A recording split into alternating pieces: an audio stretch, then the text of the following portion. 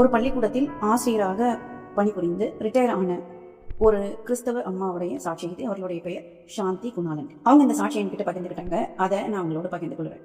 கர்த்தருடைய நாமத்துக்கு சோஸ்திரம். ஒரு சாட்சி, ஜீவனில் சாட்சி இது.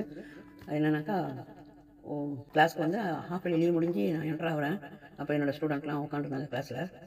அப்போ வந்து கிளாஸ் ஃபஸ்ட் டே அப்போ ஹாஃப் இயர்லி முடிஞ்சு அந்த லீவ் முடிஞ்சு ஃபஸ்ட் டே ஜனவரி மாதம் தொடங்கும்ல, அந்த இதில் போயிருக்கும் போது கிளாஸ் ஃபஸ்ட் பீரியட் நடத்தி முடிச்சாச்சு. செகண்ட் பீரியட் போச்சு. தேர்ட் பீரியட் டைமில் மேக்ஸ் எழுதணும். அவங்களுக்கு பிள்ளைங்களுக்கு எழுதுறதுக்கு ரொம்ப பிடிக்கும்.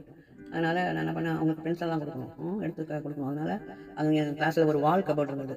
அந்த வால் கபோர்டு திறந்து அதில் இருக்கிற பென்சில் பாக்ஸ் எடுத்தேன். ஃபஸ்ட்டு நோட் புக்கெல்லாம் எடுத்து கொடுத்துட்டேன். கொடுத்துட்டு அடுத்தது பென்சில் பாக்ஸ் எடுத்து பென்சில் கொடுக்கறதுக்காக அந்த டாப் பீஸ் டப்பா இருக்குல்ல, உட்டன் பாக்ஸ், அதில் தான் பென்சில்லாம் போட்டு வச்சுருப்போம்.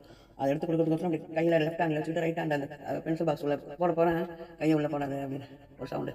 என்ன இது இப்படி ஒரு என்னன்னு தெரியல. திரும்பியும் நான் கொஞ்சம் நேரம் அவங்க எழுதிட்டாமட்டு திரும்பியும் கையை போடாது, கையை போடாது திரும்பியும் அதே மாதிரி. அப்புறம் இனிமேல் டெஸ்ட் பண்ணக்கூடாது அப்படின்னு சொல்லிட்டு அப்படியே அந்த பாக்ஸோடு எடுத்துகிட்டு போயிட்டு அங்கே ஒரு சிமெண்ட் முத்தம்னு சொல்லுவாங்களே, அந்த இடத்துல வந்து சிமெண்ட் ஸ்லாபெல்லாம் இருந்தது.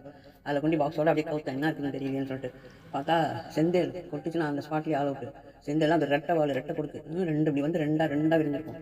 பெரிய செந்தல் நம்ம கட்டை வரல உடம்பு பாடி ஆகலாம். அதுக்கு அது நீட்டம் ஃபுல்லாக அந்த ஒரு ஜான் நீட்டம் இருக்கும் ஃபுல்லாக டோட்டலாக. கொட்டினோன்னு அப்படியே என் மேலே எதிரப்பாச்சு. அப்படியே பெரிய செப்பல் போட்டிருந்தேன்னா அதை வச்சு அப்படியே அடிச்சு அதை உயிரோடு பிடிக்கணுன்னு இருந்தேன். ஆனால் ரொம்ப காபராவாக இருந்தது, பயமாக. அதனால் அடிச்சிட்டோம்.